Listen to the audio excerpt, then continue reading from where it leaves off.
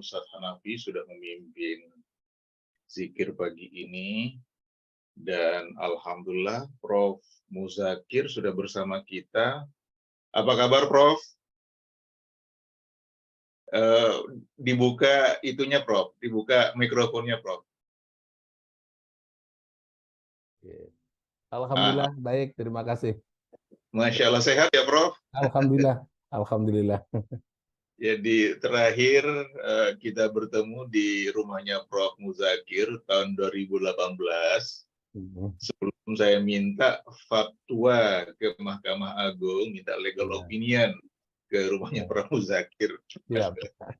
Alhamdulillah. Nah, ini para sahabat, ini saya bacakan sedikit biodata atau CV dari Prof. Muzakir. Beliau ini tidak cuma seorang intelektual, itu di Menara Gading, tetapi juga itu dalam kehidupan sehari-hari itu membela umat, para sahabat. Jadi beliau ini sekarang mengajar di Universitas Islam Indonesia di Jogja, mendapatkan pendidikan S1 di UII, S2 di UI, ya kurang I ya, kemudian yang ketiga juga di UI di Jakarta. Nah, beliau ini kita kenal selama ini adalah seorang intelektual yang juga membela umat gitu ya. Jadi banyak sekali kasus yang sudah dibela, termasuk saya juga menjadi saksi ahli dulu ya. Waktu saya sidang di Bandung itu Prof. Muzakir kita hadirkan sebagai saksi ahli. Meskipun saya tetap masuk penjara ya Prof ya. Gitu, kita kalah. Di samping kasus saya juga itu banyak sekali kasus ya yang ditangani oleh Prof. Muzakir sebagai saksi ahli, termasuk misalnya ya kasus penodaan agama oleh Ahok. Profesor Muzakir ini jadi saksi ahli ya, ini yang kontroversial dulu tahun 2016, 2017.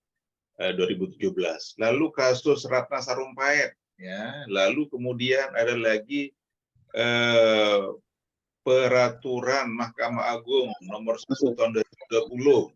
Lalu ada kematian yang pembunuhan 6 anggota Front Pembela Islam Laskar FPI yang dibunuh secara brutal. Itu juga Prof. Muzakir bertindak sebagai saksi ahli. Banyak sekali ya kalau kita mau sebutkan satu persatu. Jadi para sahabat, pagi ini Prof. Muzakir yang kita muliakan, kita sangat beruntung beliau berkenan hadir pada pagi ini untuk memberikan kita pencerahan. Kita minta topik yaitu manfaat hukum Islam untuk kemaslahatan umat manusia. Jadi bukan cuma untuk umat Islam, tetapi untuk umat manusia.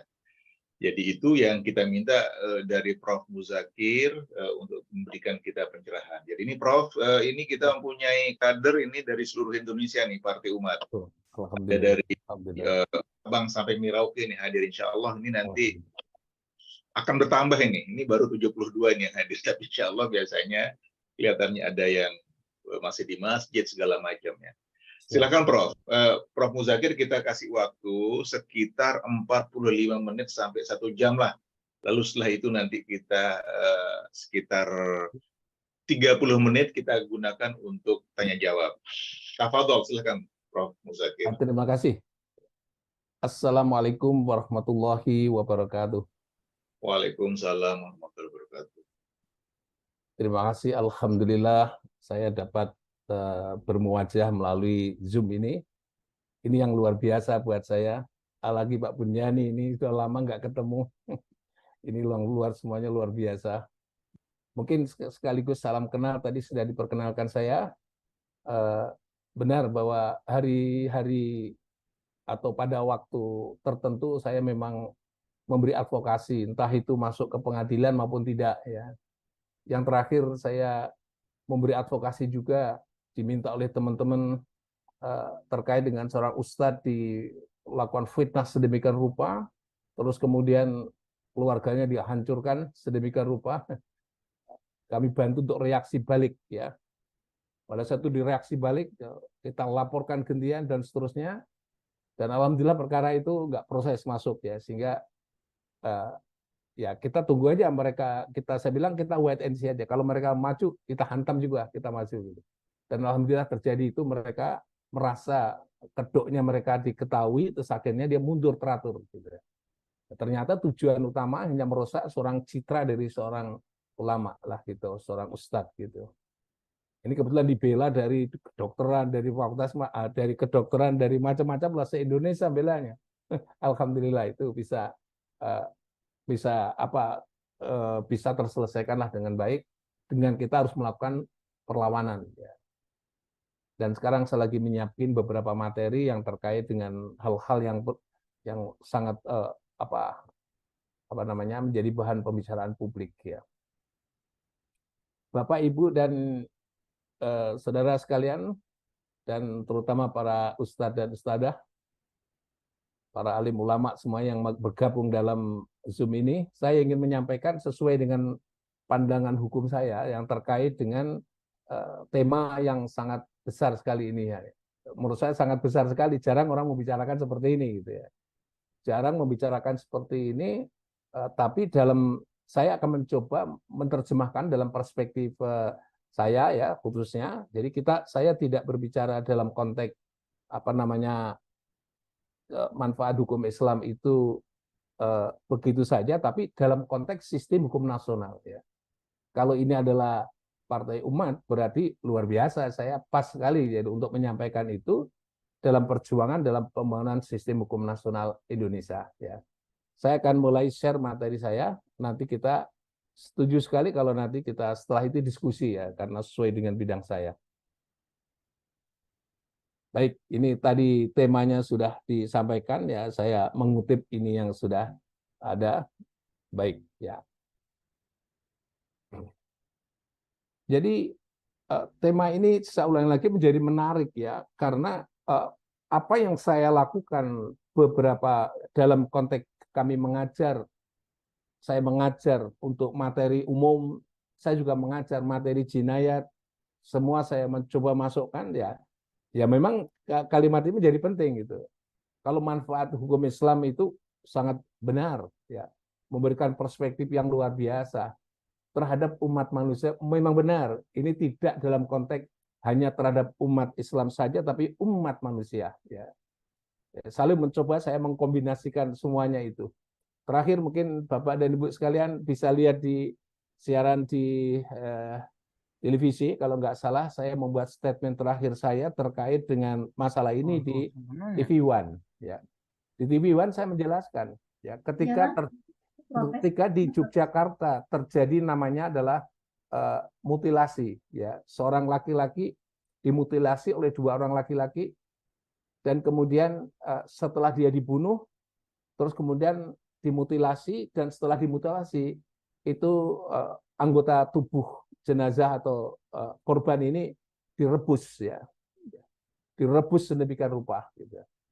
Barangkali ini jadi menarik, terus kemudian publik selalu melihatnya sampai direbus itu apa maksudnya di sini gitu. Nah, saya ingin jelaskan pada saat itu, dan kemudian saya uraikan dalam kajian saya di dalam bidang hukum pidana dan sekaligus kriminologi.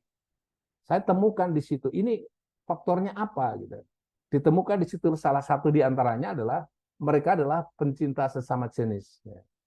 Kalau bahasa yang mudah dicerna itu adalah homoseksual.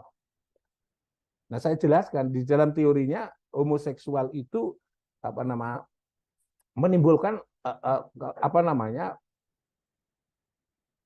pengaruh di dalam perilaku orang ya yang menjalani homoseksual itu sesuatu yang berbeda dengan orang yang melakukan hubungan seksual laki-laki dan perempuan.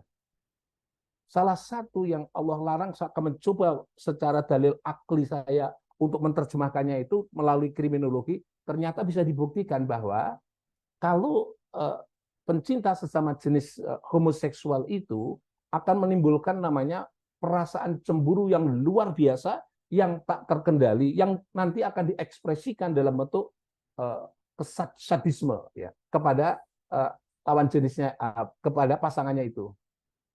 Jadi homoseksual akan melahirkan sikap sadisme. Nah, sadisme itulah yang diekspresikan di dalam kasus yang saya komentari itu.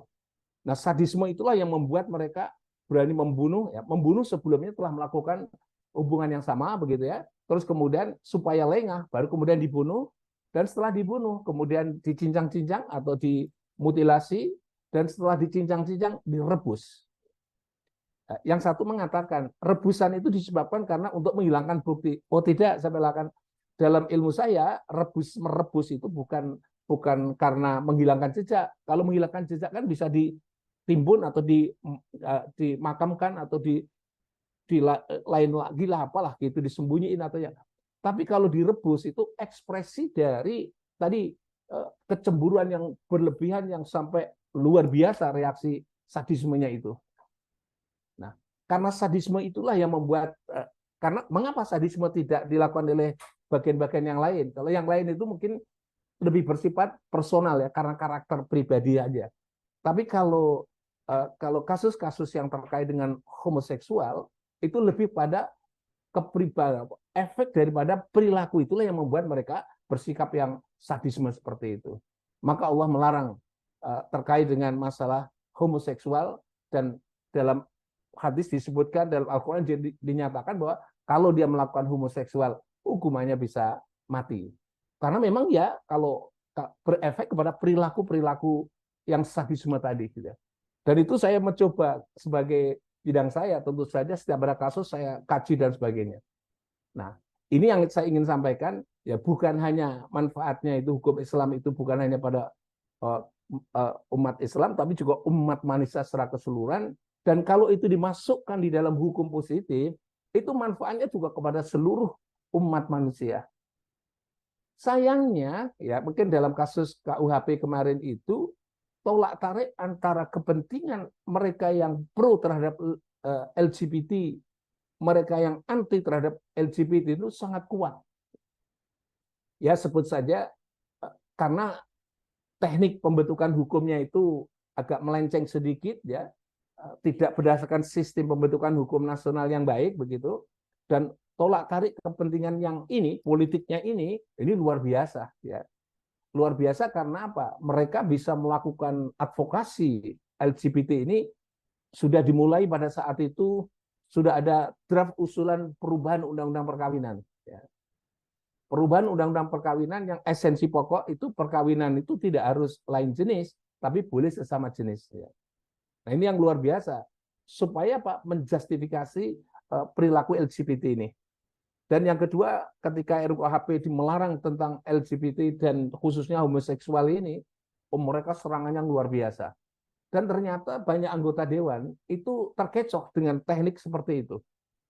Terkecohnya dari mana? Mereka ada yang terpengaruh dan akhirnya tali ulur, ya, mengiyakan menolak. Padahal asal muasalnya draft yang sudah dibuat yang sudah tahun 2018 itu, draft itu adalah melarang LGBT.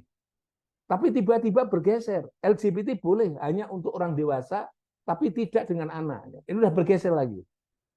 Saya nggak tahu persis ini dari mana negosiasi norma yang sudah kita susun seperti itu tiba-tiba bergeser, LGBT itu boleh asalkan dia sesama dewasa. Mengapa boleh? Dikatakan itu sebagai ekspresi dari kebebasan seseorang memilih pasangan. Maka boleh memilih pasangan mau sesama jenis maupun lain jenis. Oleh sebab itu undang-undang perkawinan paketnya harus diganti. Nah, pertanyaan akademik yang saya ajukan pada saat itu adalah, mengapa ini draft ini sampai seperti itu mereka memperjuangkan itu? Simpul kata saya ingin sampaikan, yang semula itu perilaku-perilaku menyimpang dilakukan oleh beberapa kelompok, ya. Mungkin ada yang resen apa yang sampaikan? Halo? Enggak, Prof, lanjut dulu tuh. Lanjut dulu, Prof. Lanjut dulu ya.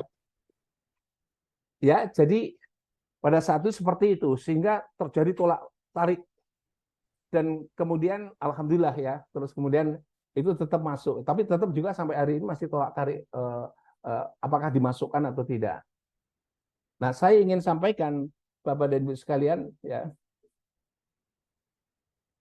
dalam kaitannya dengan tema yang diabdikan pada saya ulangi lagi, saya akan fokus kepada apa yang ilmu saya yang kami hadapi ya, bukan pada hukum Islam dalam arti hukum Islamnya, tapi hukum Islam dalam konteks hubungannya dengan hukum positif nasional. Ya. Sehingga cerita yang saya sampaikan tadi itu menunjukkan bahwa ya apa namanya sistem hukum kita itu yang seharusnya kalau kita cocok merumuskan secara baik dan benar berdasarkan prinsip misalnya saja hukum Islam bagaimana, hukum perkawinan bagaimana dan seterusnya, tiba-tiba hukum perkawinan disingkirkan begitu saja, akhirnya masuk rumusan itu. Dan itulah yang terjadi yang terakhir ini. Dan mungkin saya ingin menyampaikan pada Bapak dan Ibu sekalian, yang terakhir terjadi supaya kita betapa pentingnya hukum Islam itu adalah ketika larangan pemerkosaan. Ya. Ketika larangan pemerkosaan dimasukkan di dalamnya, itu bergeser yang luar biasa. Asal muasalnya kita menyusun itu adalah perkosaan adalah bagian daripada delik kesusilaan. Nah, delik kesusilaan itu sumber utamanya dari larangan hubungan seksual. Maka ketika KUHP Belanda, KUHP lama itu fokusnya kepada orang yang sudah nikah, pada KUHP yang baru kita difokuskan kepada pasangan tak dimasukkan unsur pernikahan itu. Jadi cukup saja hubungan seksual tanpa nikah. Oh, ini reaksinya luar biasa, reaksi dari masyarakat yang luar biasa yang tidak setuju terhadap larangan itu. Entah alasannya bisa macam-macam, yang esensi pokok itu sudah diterima. Ya. Tapi ternyata negosiasi dengan DPR pada saat itu dihapus lagi, diterima masuk lagi. Dan alhamdulillah yang terakhir itu dimasukkan.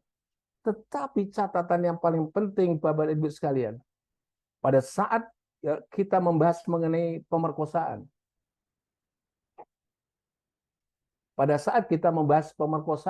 ya,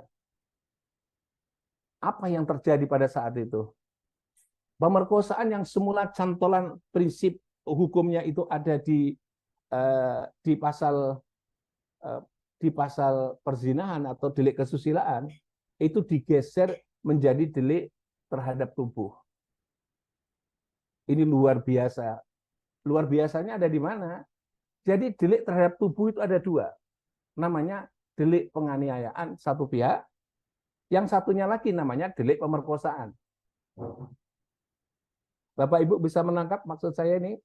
Jadi yang semula delik perkosaan itu memperkosa terkait dengan hubungan seksual dilakukan dengan cara kekerasan, digeser menjadi delik terhadap tubuh. Nah, bab delik terhadap tubuh itu ada dua. Delik terhadap penganiayaan, masuk penganiayaan, yang satunya adalah pemerkosaan. Jadi pemerkosaan itu adalah sejajar dengan penganiayaan. Dalam pemerkosaan, hubungan seksualnya tidak dipersoalkan. Kalau hubungan seksualnya dipersoalkan, mestinya tempatnya ada di dalam hukum di dalam bab tentang delik kesusilaan perzinahan. Nah, ini yang saya ingin sampaikan kepada Bapak dan Ibu sekalian. Saya akan mencoba dari kis-kis yang terjadi ini, kami geser kepada berikutnya yang saya sebut sebagai tema dalam konteks hukum Islam. Ya, maka saya akan masuk di sini bagaimana solusinya terkait dengan tema dalam diskusi sekarang ini. Maka diskusi sekarang ini membahasnya kita adalah hukum Islam. Untuk saya menerjemahkannya permintaan itu adalah hukum Islam dan hukum Islam dalam sistem hukum nasional Indonesia. Jadi yang tadi sudah saya uraikan itu case-nya itulah seperti itu. Nah, sekarang bagaimana peran hukum Islam dalam hubungannya dengan sistem hukum nasional seperti itu? Ya. Nah, saya ingin sampaikan kalau kita berbicara hukum Islam, tentu saja patokan kita adalah sumber kita Al-Quran dan Hadis. Ya. Quran dan Hadis adalah sumber hukum Islam. Sehingga dengan demikian kita berbicaranya berdasarkan Al-Quran, berbicara dengan Hadis. Ya. Saya kira hal ini tidak perlu saya sampaikan kembali, tapi prinsip pokok kita berbicara dalam konteks ini adalah pada Al-Quran dan Hadis. Ya. Nah, yang menjadi masalah konteks hukum Islam itu bagaimana Quran Hadis ini bisa sebagai sumber pembentukan hukum positif nasional. Nah, kalau Quran Hadis itu bagaimana konteksnya dalam pembentukan sistem hukum nasional Indonesia.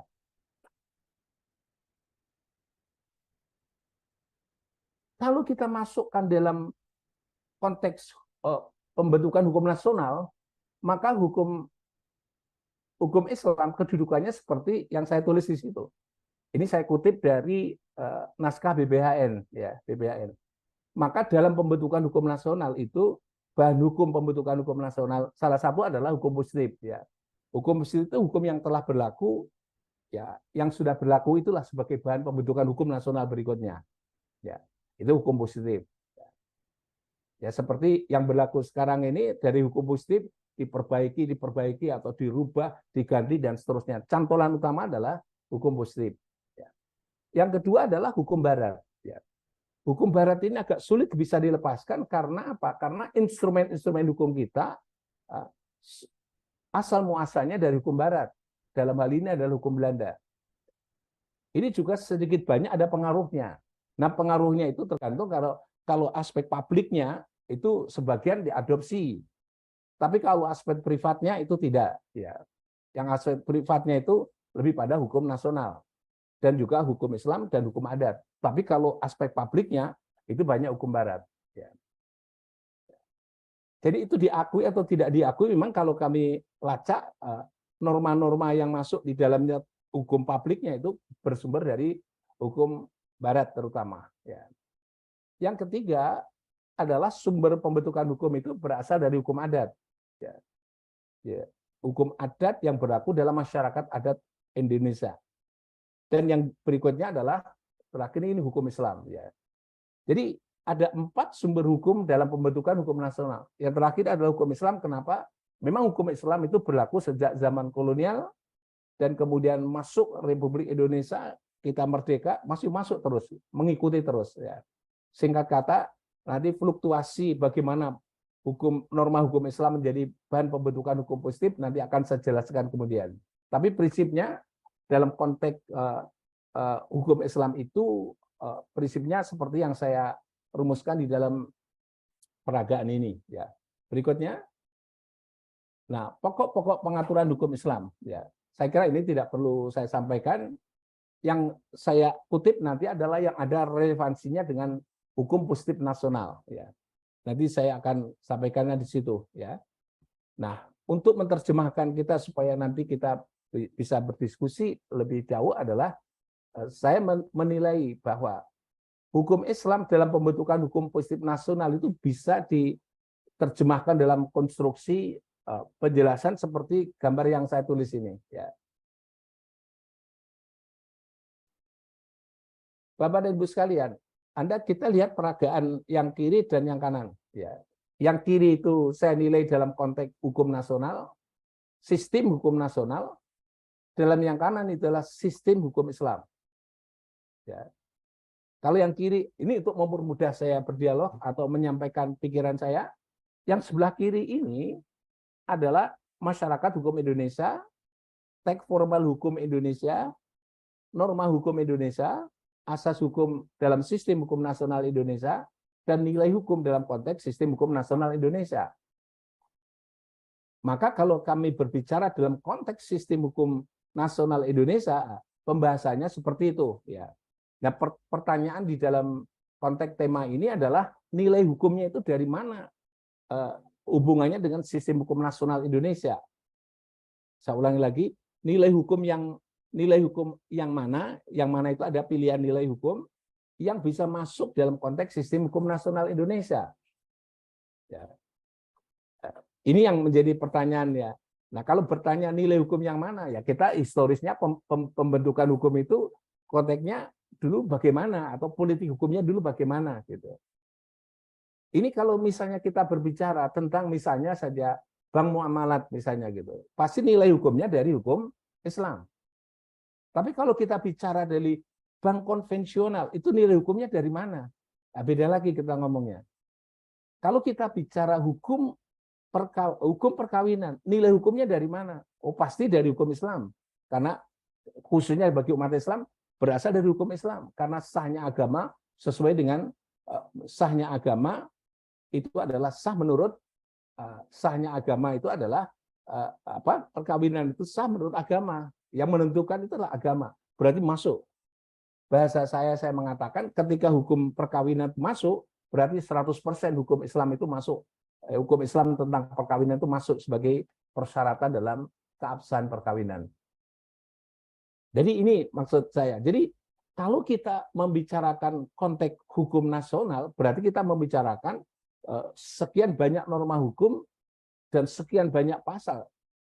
Kalau kita sebagai bagian pengkaji hukum harus bisa ditelusuri dia adalah norma hukumnya apa, asas hukumnya apa, nilai hukum yang ditegakkan itu apa.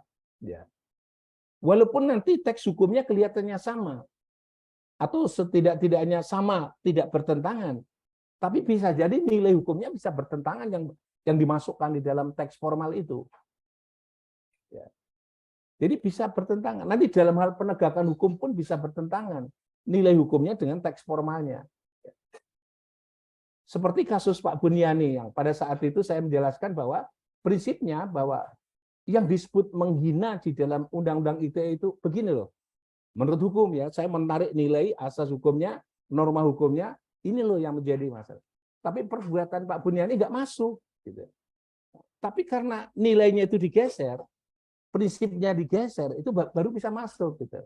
Jadi konsistensi menarik prinsip dan nilai itulah yang tadi menjadi masalah di dalam satu konteks hukum. Itu yang pertama dalam konteks hukum nasional. Dalam konteks hukum Islam itu juga sama seperti itu. Saya menerjemahkannya atau menafsirkannya untuk memahaminya. Ya. Maka dalam hukum Islam itu masyarakat hukum Islam. Ya. Jadi kalau kita sebut masyarakat hukum Indonesia, sesungguhnya esensi pokok masyarakat hukum Islam. Yang kedua adalah teks formal hukum Islam. Ya. Kalau tadi teks formal hukum Islam, pokoknya dalam Al-Quran dan hadis. Saya kira itu teks formalnya. Kalau teks formalnya hukum muslim nasional, itu adanya di dalam Undang-Undang Nomor 12 Tahun 2011 mengenai hierarki peraturan perundang-undangan. Tapi kalau teks formalnya hukum Islam, Quran dan hadis. Maka di dalam kita membaca dalam Quran hadis, maka kita bisa mengkonstruksi yang disebut norma hukum Islamnya. Ya. Misalnya kita masukkan di situ bisa mengkonstruksi nama norma hukum Islamnya itu seperti apa. Teksnya, teks formalnya ada. Kita mengkonstruksi lebih lanjut, mengkonstruksi namanya norma hukum Islamnya. Yang kita konstruksi lagi apa? Asas-asas hukum Islam. Asas hukum Islamnya bukan adanya sudah teks ada asas hukum Islam, tapi asas hukum Islam yang kita konstruksi berdasarkan ilmu pengetahuan hukum sehingga menemukan prinsip-prinsip atau asas-asas dalam hukum Islam. Dan yang terakhir itu namanya ada nilai hukum Islam. Jadi setiap penegakan hukum itu harus mengacu pada nilai hukum Islam itu. Ya. Cara paham saya seperti ini akhirnya saya berdebat, berdiskusi supaya jelas nilai hukum Islam itu kalau diimplementasi ke dalam norma hukum Islam dan teks formal hukum Islamnya diterapkan di dalam masyarakat hukum harus jelas. Nah ini saya pernah berdebat ya, Bapak dan Ibu sekalian ya. Perdebatan saya itu adalah putusan pengadilan agama. Putusan pengadilan agama itu mengatakan bahwa hakimnya menyatakan bahwa hubungan suami istri itu akan putus apabila itu sudah terjadi namanya adalah putusan itu sudah putus apabila ada putusan pengadilan dalam sengketa itu. Jadi putusan pengadilan yang menetapkan keabsahan perkawinan itu. Kalau sudah putus ya putus. Pertanyaannya, bagaimana Pak kalau sudah gugatan diajukan tapi belum putus? Masih sah. Hubungan itu masih sah. Pertanyaan berikutnya, bagaimana kalau seorang suami istri menggugat, salah satu di antaranya menggugat, dan gugatan sudah diajukan, tulisan semuanya sudah disampaikan. Pertanyaan berikutnya, apakah masih boleh kalau gugatan disampaikan, dibacakan semua sudah, tapi belum ada putusan, mungkin putusannya minggu depan. Boleh nggak melakukan hubungan suami istri sebelum putus itu? Hakimnya menjawab, boleh. Kami hanya mengakui putusnya itu kalau ada sudah putusan pengadilan agama dan memiliki kekuatan hukum yang tetap. Ya, saya bingung, disitulah mulai saya bingung, saya baca ulang lagi. Nah, sekarang dalam hukum Islam mengatakan bahwa kalau laki-laki sudah ngomong menjatuhkan talak, kan sudah jatuh. Kalau sudah jatuh, berarti hubungan batal dengan sendirinya. Tapi itu ditafsirkan, itu pribadinya. Tapi secara hukum, batal itu kalau sudah ada putusan pengadilan. Nah, menjadi pengadilan agama. Pertanyaannya adalah apakah menegakkan hukum seperti itu cocok dengan nilai hukum Islam atau tidak? Ketika dia menyatakan boleh melakukan hubungan suami istri, boleh sampai ada kekuatan hukum yang tetap. Jadi kalau gugatan sampai kekuatan hukum yang tetap itu sampai ke Mahkamah Agung, mungkin bisa 3 atau 4 bulan begitu. Selama itu boleh asalkan belum dok putusan pengadilan itu. Loh Pak, kalau paginya juga boleh asalkan siangnya baru dok. Nah, inilah ingin saya sampaikan, Bapak dan Ibu yang saya hormati, konstruksi hukum di dalam praktek hukum dalam konteks kita dalam masyarakat hukum Indonesia, problem-problem yang seperti itu mestinya harus bisa dipecahkan dalam perspektif hukum Islam, gitu ya. Maka prinsip hukum Islam tadi menjadi penting. Ya. Maka ini saya geser kepada hukum daerah juga sama. Ya. Ini hukum dalam penegakan hukum tadi ya, norma hukumnya dalam penegakan hukumnya sama seperti itu. Tapi kalau saya geser lagi kepada penegakan hukum provinsi dan kabupaten, kota, sama juga seperti itu. Ya. Saya ulangi lagi, ini penting juga untuk dikasih tahu ya, Bapak dan Ibu sekalian, saya ingin pengalaman saya sampaikan.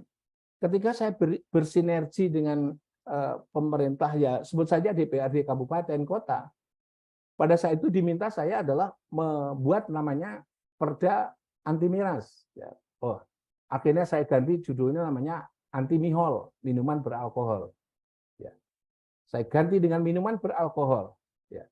Akhirnya perda itu terbit dan itu diberlakukan secara sah. Ya. Saya dibikin sedemikian rupa. Di tempat yang lain minta bantuan juga, kami buat lagi dan seterusnya dan seterusnya. Singkat kata sudah bagus ya, posisinya sudah bagus demi melindungi demi kalau kita balik demi tegaknya nilai hukum Islam yang larangan miras tadi, larangan minuman khamr atau mengkonsumsi khamr yang membuat dia mabuk dan sebagainya itu sudah masuk. Ya. Itu sudah bagus. Ya. Tapi nggak tahu saya terakhir itu saya dapat informasi bahwa seluruh perda-perda yang berbau hukum-hukum Islam itu dibatalkan melalui yang namanya keputusan presiden. Ya. Saya ulangi lagi, ini ternyata dibatalkan melalui keputusan presiden. Ya. Sehingga seluruh, kalau nggak keputusan presiden, peraturan presiden. Ya.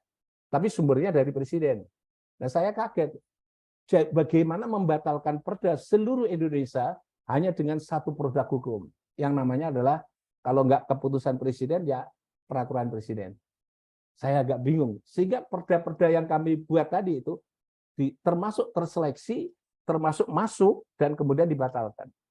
Jadi, Bapak dan Ibu sekalian, kalau Bapak dan Ibu nanti membaca perda-perda se-Indonesia itu, yang pasal-pasal, hal-hal yang berbau terkait dengan masalah judi, penguatan tentang larangan judi, penguatan larangan yang lain-lain yang penyakit sosial itu, maksiat sosial itu, maksiat dalam masyarakat itu, semuanya sudah dihapuskan. Ya. Ini hari ini saya mencari keputusan atau peraturan presiden itu saya belum ketemu sama sekali. Saya ingin lihat daftar list perda se-Indonesia itu berapa. Jadi ini saya ingin sampaikan kepada Bapak dan Ibu sekalian, ini menjadi problem ya di dalam apa namanya. Kalau tadi hukum Islam memberi kemaslahatan umat manusia, kita masih bingung. Ini hukum Islam malah justru dinilai tidak bermaslahat kepada umat manusia, sehingga dengan demikian mereka patut untuk dihapus. Gitu. Nah, ini yang menjadi masalah apa namanya dalam situasi bagian kajian saya seperti itu. Ya. Nah, kalau itu yang terjadi seperti itu berarti kita dituntut agar supaya ya, apa istilah bahasanya ya melakukan kajian sedemikian rupa supaya bisa punya kontribusi ulang untuk masuk ke dalam materi-materi di dalam yang paling bawah adalah peraturan daerah, kabupaten, kota, provinsi, dan yang paling tinggi adalah dalam hukum nasional Indonesia. Ya. Saya kira itu yang hal yang paling ingin saya sampaikan pada Bapak dan Ibu sekalian, nanti kalau kita mau diskusi saya dengan senang hati. Jadi perdebatan yang kita fokuskan atau yang kita lakukan nanti, karena audien ini adalah dari partai politik ya, mungkin calon-calon legislatif pembekalannya sebaiknya harus jelas. Mengapa saya ingin sampaikan seperti itu ya, terutama terkait dengan pembentukan hukum nasional, penegakan juga dan pembentukan hukum nasional ini. Kami berdebat dengan organisasi keagamaan semua terkait dengan perkembangan hukum yang terjadi. Saya minta RUU naskah itu ditinjau dari perspektif hukum Islam, supaya memberi manfaat yang begitu luas. Apa yang terjadi? Begitu hasil kajian mereka, kok malah setuju gitu ya? Setuju terhadap naskah RUU itu. Saya bilang kita berdebat dulu, jangan konklusinya adalah setuju. Ya. Begitu saya sampaikan materi-materi saya, tetap aja dia yakin bahwa itu setuju. Ini positif dalam kehidupan umat manusia. Saya katakan bahwa dalam hukum itu jangan dibaca teks formalnya. Jangan dibaca teks formalnya, dan juga jangan dibaca begitu saja, melainkan harus dikaji norma hukumnya, asas hukumnya, nilai hukumnya di balik norma itu. Kalau ditarik ke atas lagi adalah politik hukumnya, kalau ditarik ke atas lagi adalah ideologi nilai hukumnya itu apa. Jadi kalau nggak dibaca ke sana, teksnya bagus, tapi di balik teks itu apa? Nah ini yang menurut pendapat saya bahwa di balik teks itu menjadi penting. Kita harus membacanya, kalau ada teks naskah itu di balik teks naskah itu apa. Ya. Karena apa? Di dalamnya mengandung unsur namanya politik hukum, politik sosial, ideologi, dan seterusnya. Itu semuanya masuk di dalamnya. Oleh sebab itu, sebagai penutup kajian saya ini, nanti kita lanjutkan sebagai diskusi,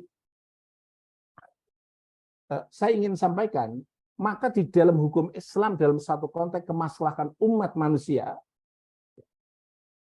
itu problem yang harus kita sepakati atau perlu harus kita temukan dalam konteks ini adalah bagaimana memasukkan hukum Islam ke dalam hukum positif nasional.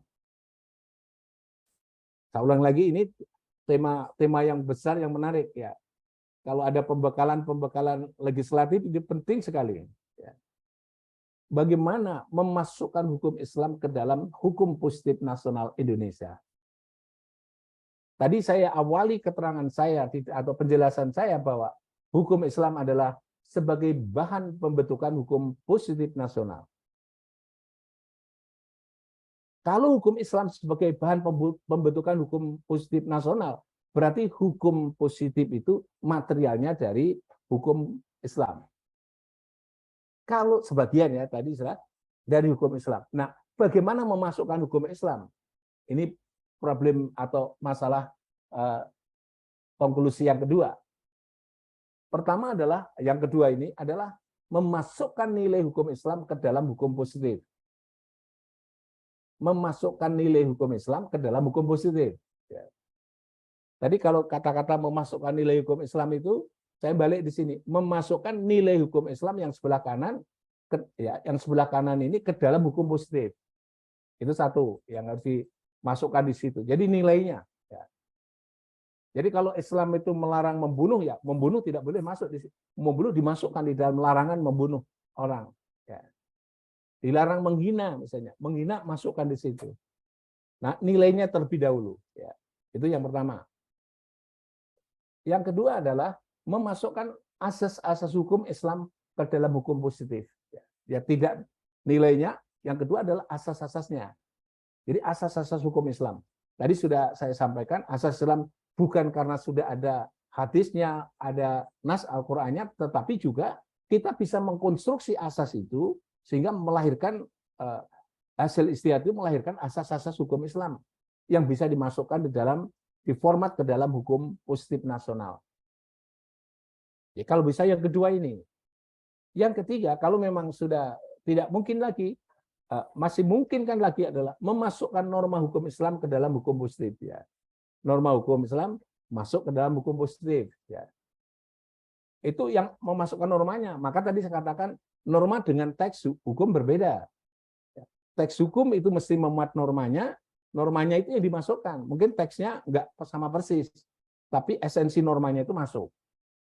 Dan yang ke 1, 2, 3, 4, yang kelima itu adalah memasukkan teks formal hukum Islam ke dalam hukum positif. Ya.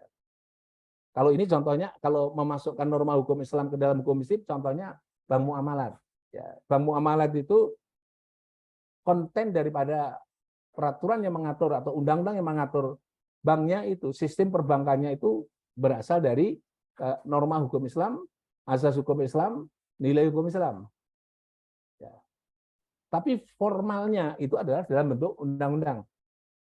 Tapi kalau misalnya yang terakhir ini, kita bisa contohkan misalnya dalam perkawinan, hukum perkawinan, undang-undang perkawinan. Itu pasal 2 mengatakan sahnya perkawinan apabila sah menurut agama. Kata-kata sah menurut agama itu sesungguhnya memasukkan seluruh prinsip hukum perkawinan Islam itu ke dalam hukum positif. Hanya dengan kata-kata sah menurut agama. Yang kemudian tadi sudah saya terangkan tadi, oleh pengadilan, oleh Mahkamah Agung ya terutama, akhirnya dihimpunlah dalam bentuk kompilasi hukum Islam, dimasukkan di dalamnya. Ya, cuma saya terjadi perbedaan pendapat, kompilasi hukum Islam itu, terus kemudian kompilasi hukum Islam diterapkan di dalamnya. Jadi seharusnya kalau kompilasi hukum Islam sudah membatasi ruang pikiran untuk memasukkan hukum Islam dalam bidang perkawinan. Seharusnya biar open saja, supaya jelas sumbernya itu aja yang dimasukkan. Karena prinsipnya di situ adalah insert masuk seluruh norma hukum yang terkait dengan hukum perkawinan Islam masuk ke dalamnya. Jadi itu gambaran tadi kalau temanya adalah kemaslahatan umat manusia, bagaimana cara agar supaya hukum Islam itu memberi maslahat kepada umat dan umat manusia. Itu salah satu apa yang sudah saya sampaikan bagian di sini. Ya. Jadi esensi pokok di sini adalah kalau sudah ini sudah dilakukan, ya, maka mulailah muncul di sini proses namanya sinkronisasi dan harmonisasi. Kalau semuanya sudah tidak bisa, ya barangkali itu harus diupayakan sedemikian rupa. Sepanjang kita punya kemampuan untuk melakukan itu, ya kita masukkan di dalamnya. Sehingga Bapak dan Ibu sekalian, kalau kita baca hukum dan seterusnya itu, pikiran kita sebaiknya harus membaca apa yang dibalik hukum itu. Ini pernah saya sampaikan juga ketika ada undang-undang baru. Ada organisasi, sebut saja itu perempuan muslim lah gitu. Saya sampaikan, saya diminta, Pak, minta opini hukum tentang undang-undang ini gitu. Kalau nggak salah KDRT pada saat itu. Saya jelasin, Anda baca KDRT. Ya. KDRT itu Anda bisa membaca apa? Oh, bagus sekali Pak isinya. Bagusnya di mana? Gitu. Saya melihatnya, Anda melihat teksnya, belum melihat normanya, belum melihat asasnya, belum melihat nilai hukumnya, dan belum melihat politik hukumnya, ya. Dan ideologi hukum yang membuatnya itu seperti apa. Nah, kalau saya nanti sudah menerangkan sampai pada ideologi hukumnya, Anda boleh bersikap setuju atau tidak setuju, atau Anda akan mendukung atau tidak mendukung. Monggo aja silakan, itu ekspresi iman kita masing-masing. Begitu saya jelaskan begitu, intinya dia absen, tidak memberi dukungan tanda tangan organisasinya itu dalam dokumen mendukung terhadap Undang-Undang KDRT. Ya sudah, saya kira begitu sikap Anda, saya sudah membaca pikiran Anda. Dan saya setuju dengan sikap Anda. Begitu Pak Buniani, apa yang saya sampaikan, pikiran-pikiran saya, mungkin kalau nanti bisa diskusi, saya kira lebih bagus. Terima kasih. Pak Buniani, saya kembalikan.